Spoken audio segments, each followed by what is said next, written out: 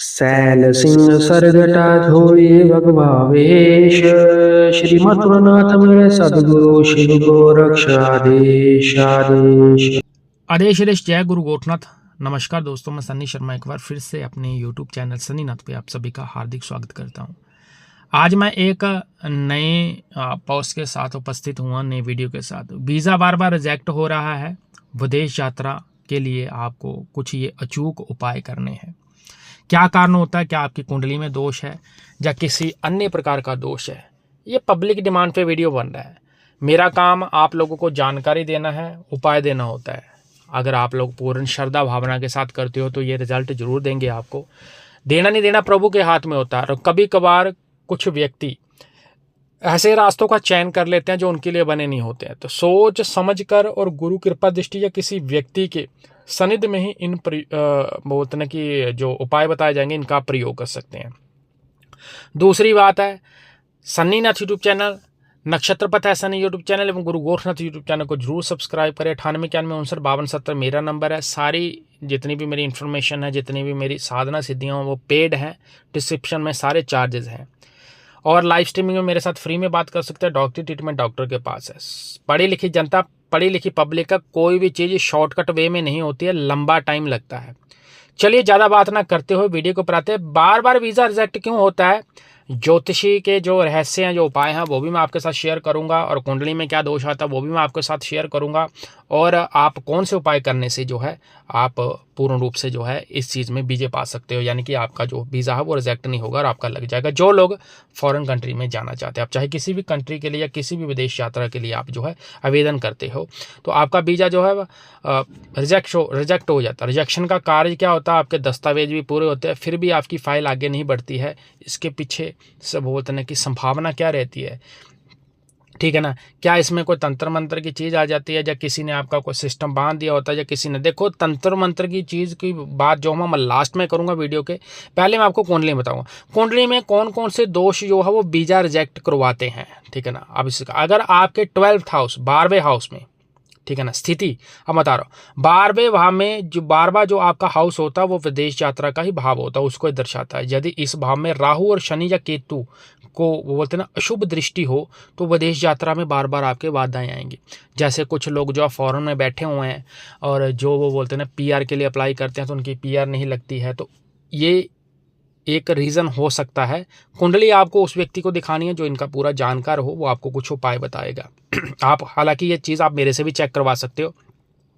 यहाँ पे आपको जो है विधि पूर्वक उपाय बताए जाते हैं, वो उपाय आपको करने पड़ते हैं। और चेकिंग का जो मेरा चार्जेस है वह रहता है 9891595270 मेरा नंबर है। और 10वां भाव यानी कि स्वामी, ठीक है ना, 12वां भाव जो आपका होता है वो अगर नीच या छठे या 8वें या 12वें भाग में होता तो वीज़ा रिजेक्ट होता है। इसमें लगन या लग्नेश की जो स्थिति रहती है, यदि लगन का स्वामी कमजोर है, अस्त हो या शत्रु राशि पे बैठा है तो भी आपकी पहचान को वो है प्रस्तुत में कमी आती है। इससे आपको रिजेक्शन, ऐसा कि आपका काम बढ़ जाएगा, आप इंटरव्यू में रिजेक्ट हो जाओगे। आप कोई डॉक्यूमेंट्स की जो वेरिफिकेशन है बार बार उसमें कोई प्रॉब्लम आ सकती है, या लास्ट अंतिम चरण में आके आपको जो है रिजेक्शन लग जाएगी। राहु केतु क्या प्रभाव डालता है? राहु जो है वो विदेश यात्रा का जो वतन कारक माना जाता है। यदि राहु अशुभ दशा में हो, 6वें या 8वें में बैठा हो तो भ्रम और बाधा उत्पन्न कर सकता है। यहाँ पे आपका माइंड ही स्टेबल नहीं होगा तो डिसीजन मेकिंग बेस्ट नहीं हो पाएगी, जिसके कारण भी रिजेक्शन लगने के वो बोलते हैं कि कारण रहते हैं। चंद्रमा की स्थिति, ठीक है, चंद्र यदि पाप ग्रहों को ग्रसित हो, ठीक है ना, जो व्यक्ति का मानसिक संतुलन खराब रहता है, अगर सीधी स्पष्ट लैंग्वेज में कहूँ, जिससे निर्णय लेने का या जो कोई बोलने में जिस गड़बड़ी हो जाती है किसी न किसी, तो उसका भी वीजा रिजेक्ट हो जाता है। क्योंकि इंटरव्यू में आपके आमने सामने बात होनी है तो वहां पर भी रिजेक्शन लगने के चांसेस रहते हैं।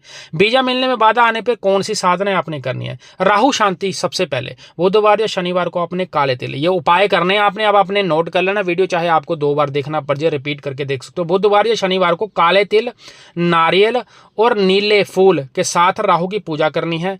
आप चाहे ओम रावे नमः इस मंत्र का जाप कर सकते हो या बीज मंत्र का आप जाप कर सकते हो। 41 डेज या 43 डे आपने इसका जाप करना होता है। पहला उपाय ये है। अगर राहु आपका खराब है तो तभी करना है ये तो कुंडली के हिसाब से, जो मैंने ऊपर बोलते ना कि मैंने विश्लेषण दिया उसके अकॉर्डिंगली। हनुमान जी की साधना, अगर मंगलवार या शनिवार को हनुमान जी की चालीसा का पाठ करते हो तो ओम हम हनुमते नमः या ओम हनुमते नमः इस मंत्र का आप 1 माला 1 से अधिक या 11 माला का भी आप जाप कर सकते हो। इससे भी आपकी बाधाएं दूर होती है। जिन लोगों को लगता है ना कि मैं डिसीजन मेकिंग बेस्ट नहीं कर पा रहा हूँ, मैं इंटरव्यू में रिजेक्शन लग जाएगी, तो इससे आत्मबल बढ़ता है, तो ये ज़्यादा आपको रिजल्ट देगा। बृहस्पति व गुरु की कृपा प्राप्ति करना, गुरुवार के दिन पीले वस्त्र आपने धारण करने हैं, पीली चीज़ें आपने ज़्यादा धारण करनी है, ठीक है ना। एक विष्णु सहस्त्र नामक स्तोत्र आता है या बृहस्पति नाम का एक स्तोत्र है, उसका पाठ कर सकते हैं, दोनों में से ऑप्शनल है। और गुरु ग्रह अनुकूल हो तो विदेश से जुड़े कार्य में सहयोग मिलता है। और जिन लोगों की गुरु दीक्षा है वो सबसे ज़्यादा गुरु मंत्र का जाप करेंगे और अपने गुरु को खुश करने के लिए जो भी आप क्रियाएं कर सकते हो जिससे गुरु की आपके साथ बनी रहे, क्योंकि गुरु का स्वरूप ही एक्चुअल में चलता है। तो जिन्होंने गुरु मंत्र ले रखा तो शरीरदारी गुरु की सेवा करनी है, उनसे अपनी अरदास लगवानी, डेफिनेटली आपको इसका रिजल्ट मिलेगा। और कुछ प्रैक्टिकली रेमेडीज बताऊंगा मैं। अब आपने करना क्या होता है, जब आपने जाना होता है, जैसे बोलते हैं ना कि हम किसी अच्छे कार्य के लिए जाते हैं तो कुछ हमें चीज़ों का ध्यान रखना पड़ता है, तो वही चीज़ें बताऊंगा। विशेष उपाय यानी प्रैक्टिकली रेमेडीज में पासपोर्ट पे आपने चंदन का तिलक जरूर लगाना है। गुरुवार को आपने हल्दी चंदन का तिलक, ये ऑप्शनल है, हल्दी या चंदन का तिलक पासपोर्ट पे आपने जरूर लगाना। और छोटा सा स्वस्तिक का निशान बनाना कोशिश कीजिए, वो आप किसी तिल्ली माचिस की तिल्ली के साथ या किसी लकड़ी के साथ बना दो। छोटा सा बनाना, ज़्यादा बड़ा बनाने की जरूरत नहीं। ये कार्य आप स्वयं कर सकते हो, इसके लिए आपको किसी बाबे के पास जाने की आवश्यकता नहीं, किसी की गद्दी के ऊपर जाना नहीं। जैसे बोलते हैं ना गद्दी वाले संत लिखते हैं, उनके पास जाने की जरूरत नहीं, आप स्वयं कर सकते हो। ये दूसरा है विदेश यात्रा यंत्र की स्थापना करनी है। किसी योग्य ब्राह्मण से शुभ मुहूर्त में विदेश यात्रा का एक यंत्र आता है, उसको सिद्ध करवा के आपने घर में उत्तर दिशा की ओर रखना है। जहाँ पे आप सोते हो, जिस कमरे में सोते हो, उत्तर दिशा की दीवार पे उसको टांग लेना है आपने, या आप मंदिर में रख सकते हो, या आप जब भी इंटरव्यू के लिए जाते हो तो उसको आपने नीले रंग के वो बोलते हैं कि कपड़े में लपेट कर अपनी पॉकेट में रखना होता है, या जिस प्रकार से ब्राह्मण उसको सिद्ध करता है वो कपड़ा वस्त्र या तवीज आपको खुद बना के देता है, उसको धारण करना होता है। इससे भी काम बनते हैं।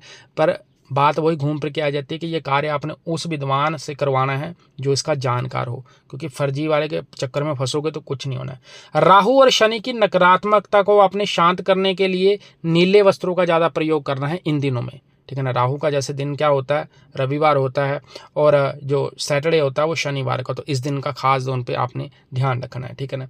और विदेश यात्रा से जुड़े अगर आप लोगों को किसी प्रकार के वो बोलते हैं कि और इन्फॉर्मेशन चाहिए, या आपको कोई और चीज़ समझ में नहीं आई हो, तो आप डेफिनेटली कमेंट के माध्यम से मुझे कमेंट कर सकते हैं, और आपको वहाँ पे जो है मेरी तरफ से ज़रूर जो है सजेशन दिया जाएगा। और अगर आप किसी और कंटेंट पे वीडियो चाहते हो तो कमेंट के माध्यम से आप लोग कंटेंट डाल सकते हो कि गुरुजी इस कंटेंट पे वीडियो बना देना। अगर आपके कंटेंट में दम लगा और वो आम जनता पब्लिक के लिए हो तो डेफिनेटली उसके ऊपर भी जो है मेरी तरफ से आप लोगों को जो जानकारी दी जाएगी।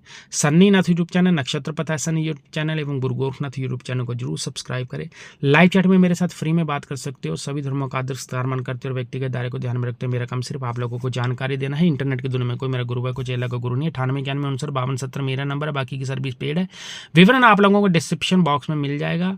और डॉक्टरी ट्रीटमेंट डॉक्टर के पास है। जब डॉक्टरी ट्रीटमेंट या एक्सरे में या डॉक्टर जब आपको चेकअप कर रहा है तब कोई बीमारी आ रही है तो पहले दवाई ही लेनी है आपने, मंत्रों के चक्करों में नहीं फंसना है। क्योंकि जैसे पैरालाइज का अटैक हो जो कुछ भी है, मंत्र पहले जागृत करने पड़ते हैं। जिस व्यक्ति को पैरालाइज हो रहा है अगर वो जपेगा मंत्र तो उसके ऊपर ही ज़्यादा रिजल्ट देगा। हालांकि जो लोग बोलते हैं कि मैं करूँगा, अगर किसी को कुल से बख्श हो तो वो आपका कार्य कर सकता है, बिना बख्श के वो आपके कार्य संपूर्ण नहीं कर सकता है। तो इस चीज़ का खास तौर पर ध्यान रखना। पढ़ी लिखी जनता, पढ़ी लिखी पब्लिक का कोई भी काम शॉर्टकट वे में नहीं होता। दुनिया में ऐसी कोई साधना नहीं है जो आपको एक दिन में ही करोड़ों से अरबोपति बना दे। ये सब इंटरनेट पे झूठ बोला गया है। सोच समझ कर ही साधना का प्रयोग करें। और सन्नी नाथ यूट्यूब चैनल को अपना प्रेम स्नेह जरूर दे और कमेंट लाइक शेयर जरूर करें। आदेश देश। जय गुरु गोरखनाथ।